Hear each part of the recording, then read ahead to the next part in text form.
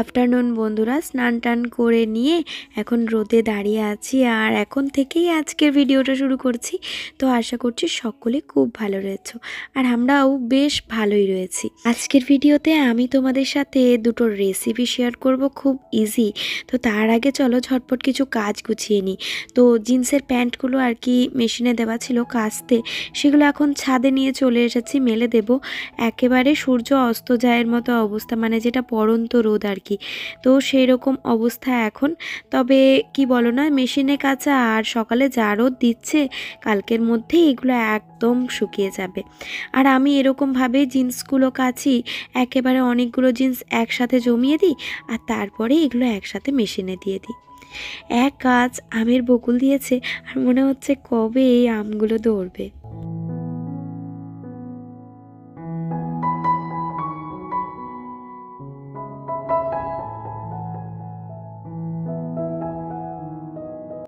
তো তারপরে নিচে চলে এসেছে আর ছেলেও স্কুল থেকে চলে এসেছে।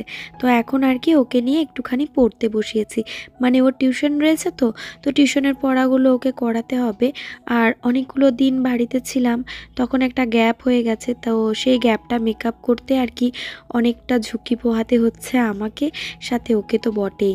তবে ও কি বলো তো, মানে আমি যদি বসাই ও কিন্তু তাতে না করবে না, যে না পড়তে বসবো না, এরকম ওর ব্যাপারটা নয়।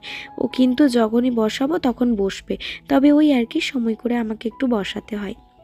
চুলে প্রচণ্ড জট পাকিয়ে গেছে।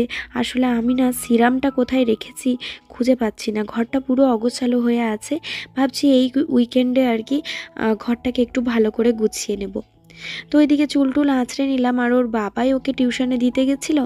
তো ও আসার পরে এখন দুজনে মিলে একটু চা খাবো। তো চা আর চিড়ে ভাজা নিয়ে নিয়েছি। আর আজকে আমার আর সৃজনের দুজনের একটা নেমন্তন্ন রয়েছে। তো এখন আর কি আমরা দুজনে একটুখানি সময় কাটাই। কখনো এরকম হয় না তো যে আমরা কোথাও যাই, ওর বাবা একাই বাড়িতে থাকে, তাই আর কি মনটা একটু কেমন যেন করতেই থাকে। তো রেডি হয়ে নিলাম, আমরা যাচ্ছি। একটা বার্থডে রয়েছে এই আমাদেরই কোয়ার্টারের একটা ছোট বাচ্চা। তো আমার আর ওর ইনভাইট, ওর নেই, তার জন্য ও এখন বাইরে খাবার কিনতে যাবে আর আমরা এখন বার্থডে পার্টিতে যাচ্ছি। এই সামনে ফিরে এসে তোমাদের সাথে আবার দেখা হচ্ছে। আর এখানে বাচ্চার জন্য দুটো খেলনা নিয়েছি গিফট হিসাবে, কারণ 5 বছরের বাচ্চা, তো তার জন্য খেলনাটাই বেশি আর কি পছন্দ করবে। তো যাই হোক, চলো।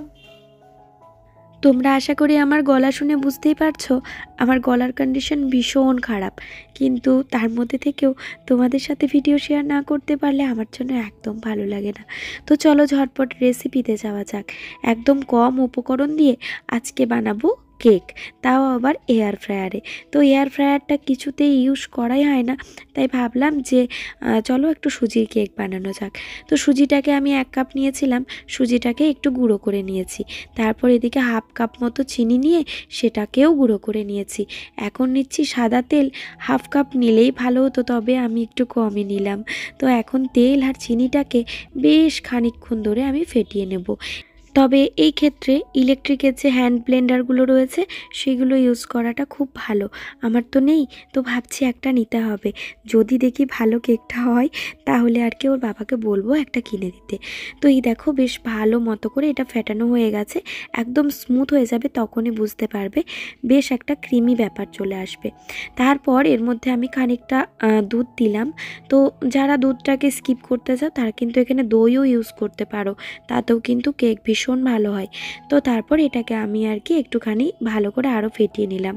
এখন যে গুঁড়ো সুজিটা, আমি কিন্তু খুব গুঁড়ো করিনি, জাস্ট মানে মিক্সিটা চালিয়েছি আর বন্ধ করেছি, কারণ একটু সুজিটা বেশ গোটা গোটা থাকবে, তো দাঁতে পড়লে ভালো লাগবে। তবে যারা একদম গুঁড়ো করে নিতে চাও তারা কিন্তু একদম ডাস্ট বানিয়ে নেবে। তো ব্যাস, এরপর পুরো ব্যাপারটাকে আবারও ফেটাবো বেশ কিছুক্ষণ ধরে। এক্ষেত্রে যদি হ্যান্ড ইলেকট্রিক ব্লেন্ডারগুলো থাকে তাহলে কিন্তু অনেক তাড়াতাড়ি হয়ে যায়, জানো তো। আর এইগুলোতে না অনেকটা সময় সাপেক্ষ ব্যাপার। তো আমার ভালো লাগে, ওদের জন্য কিছু বানাতে আমার বেশ ভালো লাগে। আজকে রাত্রে ডিনারে আমরা বলেছি এই কেকই খাবো, আর যদি কারো কিছু খিদে পায় তখন আমরা একটু মুড়ি খাবো। তো এই যে তারপরে আর কি বেশ কিছুটা দুধ দিয়ে দিলাম আরও, মোটামুটি 1 একটা থিকনেস থাকবে, আবার একটু পাতলাও হবে, এরকম একটা ব্যাপার থাকবে। কারণ একটু পাতলা থাকতে হবে, সুজি তো এটা আর কি বসবে, তো যত বসবে তত কিন্তু ঘনত্ব বাড়বে। এরপর আমার বাড়িতে কাজু আর কিচমিচ ছিল, আমি সেটাই দিলাম। তোমাদের যদি টুটি ফ্রুটি থেকে থাকে সেটাও দিতে পারো। এখন আমি বেকিং পাউডার দিয়েছিলাম মোটামুটি 1 চামচ, আর বেকিং সোডা দিয়েছিলাম 1/3 চামচ। তো তারপরে আর কি পুরো ব্যাপারটাকে আরও ভালো করে মেখে নিলাম। এরপরে না এটাকে রেস্টে রেখে দিতে হবে, মোটামুটি আধা ঘন্টা রাখতে পারলে বেশি ভালো হয়। আমার হাতে অত সময় ছিল না, তো তার জন্য আমি ওই খানিকক্ষণ আর কি রেখেছিলাম, বলতে 10 মিনিট মতো হবে। তো ব্যাস এটাকে আরও ভালো করে ফাটিয়ে নিয়ে তারপর এর মধ্যে কিন্তু আমি একটু এসেন্স অ্যাড করব। আমি এখানে ভ্যানিলা এসেন্স অ্যাড করছি, তোমরা চাইলে অরেঞ্জ এসেন্স বা যে যেটা পছন্দ করো ফ্লেভার, তো সেটাই আর কি ইউজ করতে পারো। আমার বাড়িতে এমনি আমার ছেলে ভ্যানিলা কেক ছাড়া কিছুই খায় না, তো ওর এটা খুব পছন্দ হবে আশা করছি।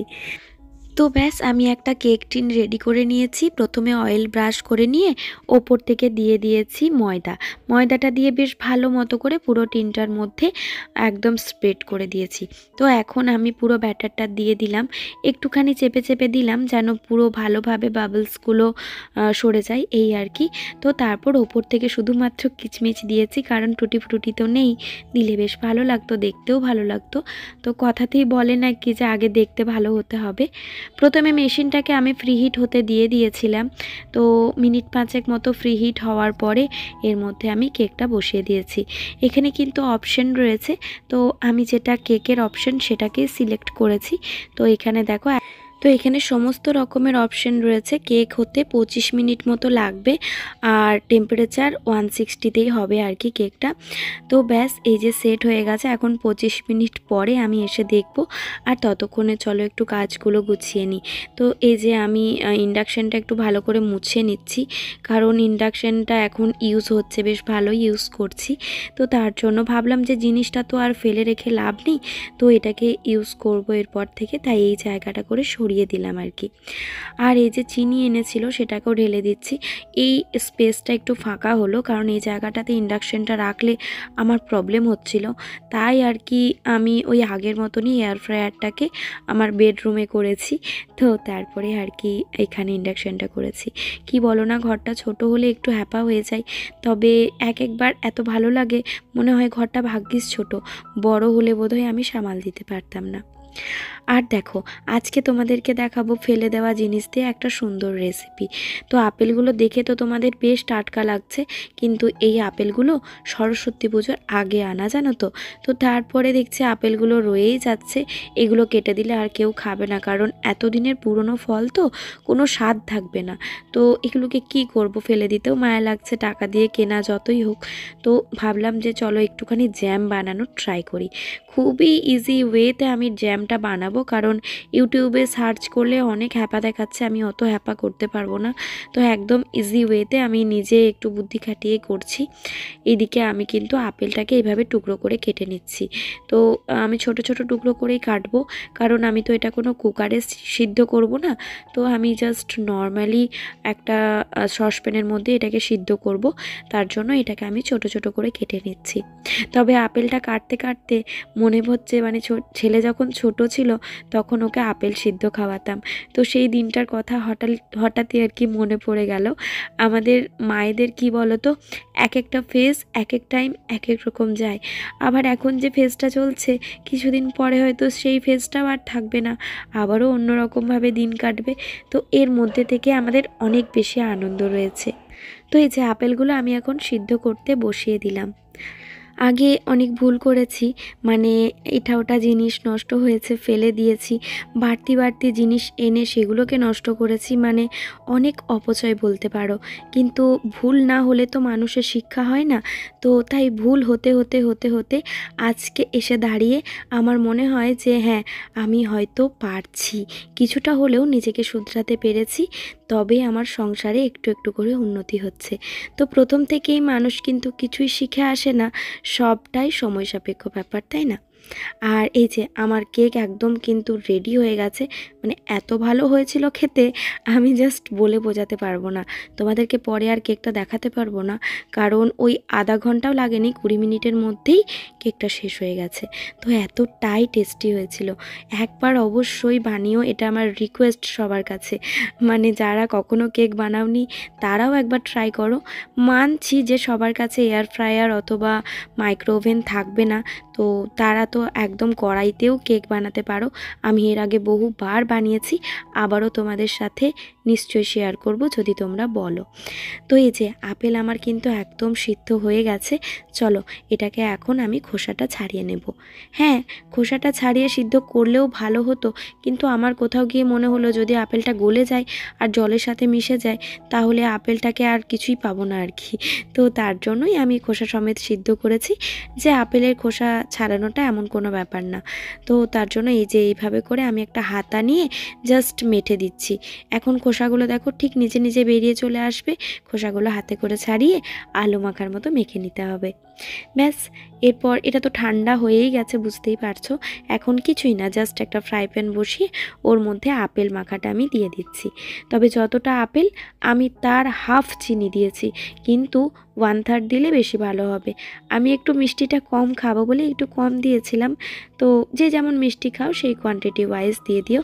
আবার কিছুটা আপেলের মিষ্টির ওপরেও কিন্তু নির্ভর করছে আপেলটা কতটা মিষ্টি। তো কিছুই না, চিনি আর এই আপেলটাকে ভালো মতো করে মাখিয়ে নাড়াচাড়া করলেই রেডি হয়ে যাবে আপেলের জ্যাম। এগুলো কিছুই না, শুধু শুধু আমরা এত এত টাকা খরচা করে বাজার থেকে কিনে নিয়ে আসি। তো কিছুই না, যখন আপেল সস্তা থাকবে তখন বাজার থেকে কিনে নিয়ে এসে এইভাবে বানিয়ে আর কাঁচের বয়ামে স্টোর করে রেখে দাও। 1 বছর পর্যন্ত খেতে পারবে। শুধুমাত্র একটা কাজ করতে হবে, যখন এটা একদম রেডি হয়ে যাবে হাতে একটা চিটচিটে ব্যাপার আসবে দেখবে, হাত দিলে ঠিক তখন ভিনিগার অথবা লেবুর রস কিছু একটা অ্যাড করে দিও, তাহলে কিন্তু 1 বছর নিশ্চিন্তে এটা স্টোর করা যাবে। তো এই যে রেডি হয়ে গেছে, এখন আমি এর মধ্যে হাফ লেবুর রস অ্যাড করব। আমার কাছে ভিনিগার রয়েছে, তবে হাফ লেবুও ছিল, লেবুটা নষ্ট হয়ে যাবে তাই আর কি আমি এখানে ইউজ করে দিলাম। এটা তখনই দেবে গ্যাস ওভেনটা অফ করে।